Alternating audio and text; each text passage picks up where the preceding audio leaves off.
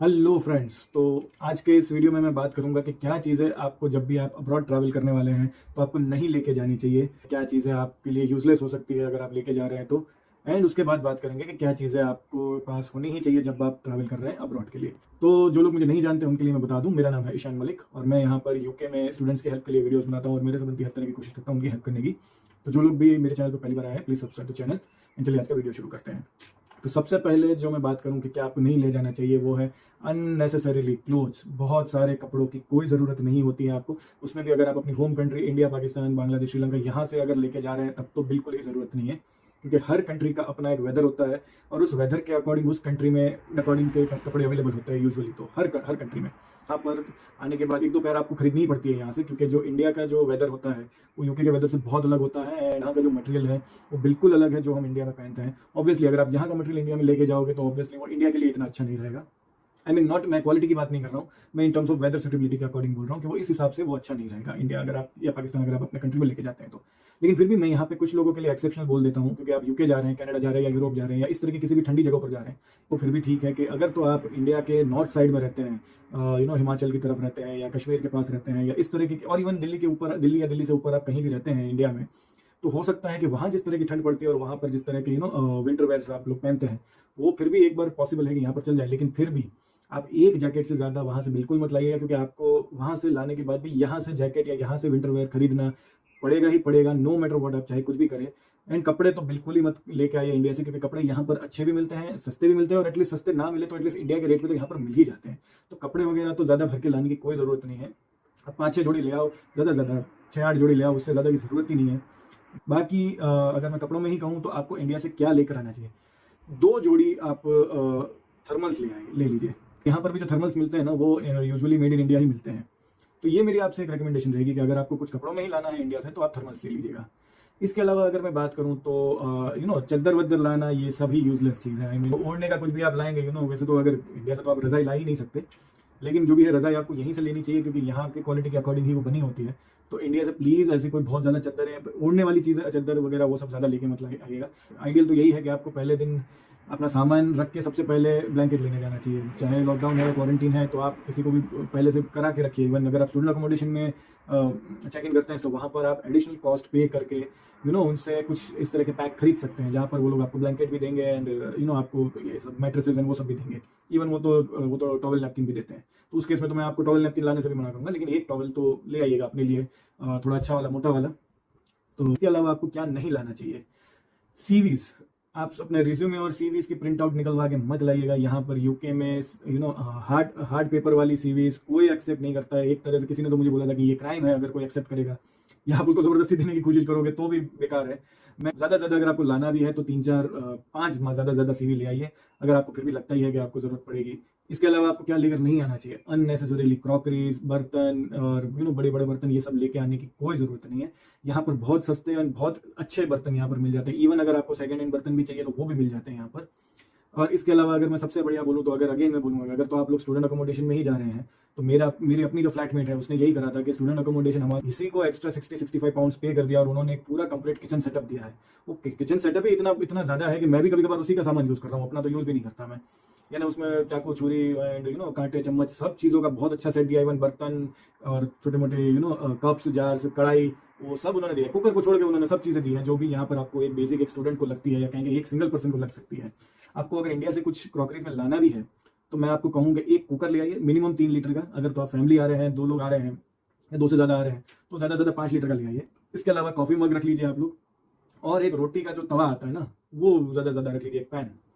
ये हो गया बर्तनों का। इसके अलावा आप बहुत ज़्यादा मसाले, स्पाइसेस भर भर के जो लोग लेके आते हैं, अचार भी लेके आते हैं और सब चीज़ें इतना भरते हैं, इतने की यहाँ कोई ज़रूरत नहीं पड़ती आपको। 500 ग्राम ले आइए, बहुत हो जाता है। तो मैं ये भी ज़्यादा बोल रहा हूँ, यहाँ पे बहुत एशियन स्टोर्स हैं, इंडियन स्टोर्स हैं, पाकिस्तानी स्टोर्स हैं, वहाँ पर ये सब तीखी मिर्चियाँ, अचार और वो सब चीज़ें मिली जाती हैं और काइंड ऑफ इंडिया के दाम में ही मिल जाती है। कोई बहुत बड़ा गैप भी नहीं होता प्राइस में, लेकिन सब मिल जाता है इधर पे। अब बात करते हैं कि आपको क्या लाना चाहिए जो आपको मस्ट है, आप किसी भी अब्रॉड कंट्री में जा रहे हैं तो। आप एक तो फर्स्ट एंड फॉरमोस्ट सारे आपके ओरिजिनल डॉक्यूमेंट्स का एक अलग से फाइल या कवर बना के आप अलग ही रख लीजिए। वो आपको मस्ट मस्ट मस्ट आपको लेकर ट्रैवल करना ही करना है।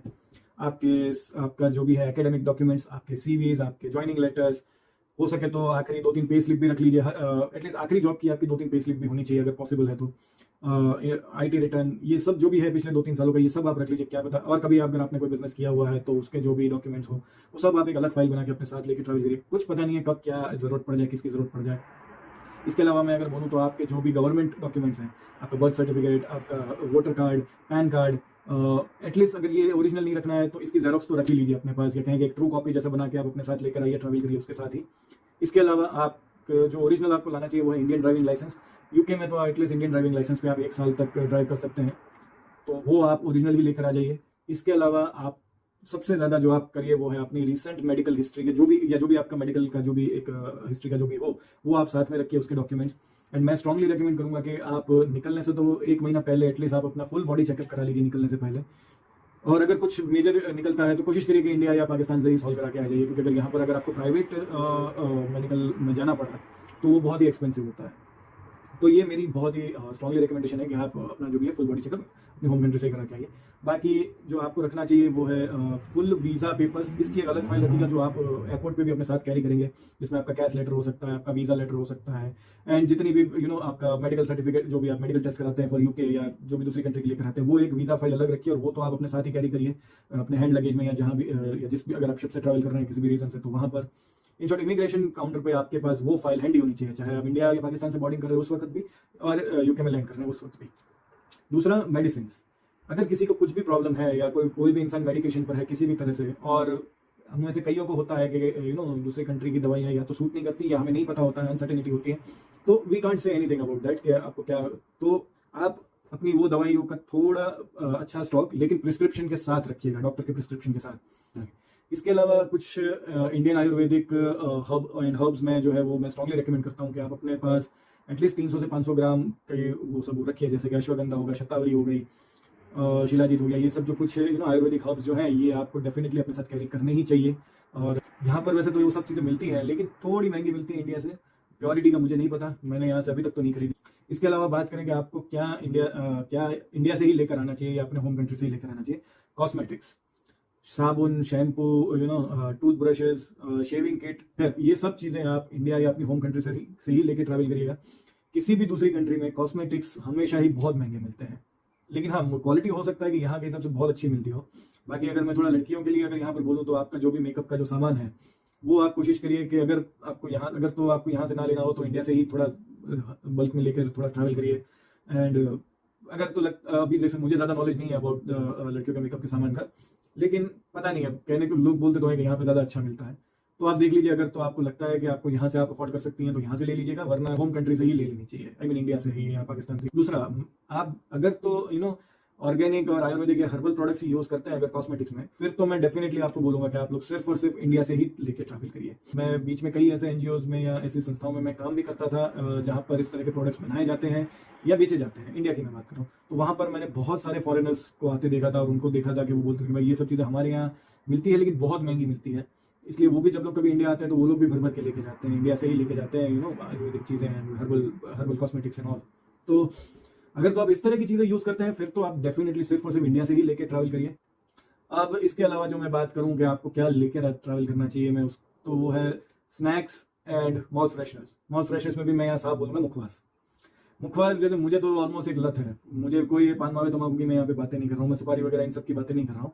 खाने के बाद जैसे सौंफ खाई जाती है या कुछ और अलग अलग तरह के, अपने यहाँ तो इंडिया में हर तरह के मुखवास बहुत मिलते हैं, तो ये सब चीज़ें यहाँ पर नहीं मिलती है, एंड मिलती है तो वो क्वालिटी की नहीं मिलती है और बहुत महंगी मिलती है। तो ये सब चीज़ें आप खास अपने साथ पैक कर लीजिएगा अगर तो आपको भी इनके बगैर नहीं चलता है तो। बाकी थोड़ा सूखा नाश्ता या इस तरह की जो चीज़ें हैं, हल्दीराम के पैकेट्स या जो भी आप नाश्ता पसंद करते हैं, सेब हो गया या आलू भुजिया है या जो भी है उसके बड़े बड़े पैकेट्स यहाँ पर मिलते हैं, लेकिन बहुत महंगे मिलते हैं। और उसमें भी अभी आपको इन दिनों तो शुरुआत में होम क्वारंटीन या होटल क्वारंटीन में रहने का है, तो आप कोशिश करिए कि वो जो 8-10 दिनों के लिए एटलीस्ट सूखा नाश्ता अपने पास रख लीजिए। बेस्ट सजेशन मैं दूंगा कि आप मखाने हो गए, पापड़ हो गया, पॉपकॉर्न हो गया, ये सब चीज़ें आप रख लीजिए, क्योंकि ये सब चीज़ें माइक्रोवेव में भी बन जाती है। माइक्रोवेव तो आपको होटल क्वारंटीन में भी शायद मिलेगा ही मिलेगा। तो ये सब मेरा एक स्ट्रॉन्ग रिकमेंडेशन है कि आप इस तरह का नाश्ता है, मुखवास और ये सब चीज़ आप अपने पास रखिए। इसके अलावा अगर मैं बात करूँ तो आपको अपने साथ रखना चाहिए एटलीस्ट 5 पेयर ऑफ मास्क। बाकी अगर मैं बोलूँ तो आप इंडिया से कम से कम नहीं तो 40 से 60 अपनी पासपोर्ट फोटो ले आइए, क्योंकि यहाँ पर पासपोर्ट फोटो भी बहुत महंगी खींचती है। आई थिंक कुछ $4 की 6 ही मिलती है, इस तरह का कुछ प्राइस, लेकिन बहुत महंगी मिलती है। तो बेटर है कि आप अपनी पासपोर्ट फोटो एक तो वही वाइट बैकग्राउंड वाली वीज़ा वाली वो एक अलग रखिए, और बाकी उसके अलावा नॉर्मल वाली का एक पैर अलग रख लीजिएगा, दोनों का 30-30 का सेट मोर देन इनफ हो जाएगा। इसके अलावा अगर मैं बात करूँ तो आपको क्या क्या रखना चाहिए, तो वो है इलेक्ट्रॉनिक आइटम्स, लैपटॉप हो गया, टैबलेट्स है या ट्रिमर्स है आपके जो भी है, ये सब चीज़ें आप इंडिया से लेकर आइए। अगर कुछ भी ले रहे हैं, अगर तो नया लेने वाले हैं यहाँ आने से पहले, तो आप पूरी कोशिश करिए कि उसकी इंटरनेशनल वारंटी ले लीजिएगा। स्पेशली अगर मैं मोबाइल्स की बात करूँ तो अगर तो आप वैसे तो ओप्पो वीवो यहाँ पर चलता ही है, हर मोबाइल ब्रांड यहाँ पे चलती है। मैं पता नहीं क्यों मैं थोड़ा स्ट्रांगली रेकमेंड करता हूँ कि आपके पास जो भी मोबाइल है, आप यहाँ आने से पहले या अब्रॉड जाने के बाद एक इंटरनेशनल ब्रांड का मोबाइल खरीद लीजिए जो सब जगह अवेलेबल हो, जैसे कि सैमसंग हो गया, आसूस हो गया, एलजी है, सोनी है, या इस तरह के जो ब्रांड्स हैं, आप इसका मोबाइल रखेंगे तो आपके लिए बेटर रहेगा। और कोशिश करिए कि उसको इंटरनेशनल वारंटी के साथ ही खरीदिए, या उसकी वारंटी में इंटरनेशनल वारंटी का पैक ले लीजिएगा, जो भी हो। ये मेरी स्ट्रॉन्ग रिकमेंडेशन है। हर कोई आपको शायद मना करता होगा, वैसे तो हर मोबाइल चल ही जाता है यूके में तो, लेकिन मैं पर्सनली आपको रिकमेंड करता हूँ कि आप इंटरनेशनल ब्रांड का मोबाइल एक ले लीजिए एंड उसको लेकर ट्रैवल करिए, क्योंकि कल को अगर वो कुछ बिगड़ा तो आपको वारंटी मिल सके, या एटलीस्ट उसके पार्ट्स आपको मिल सके।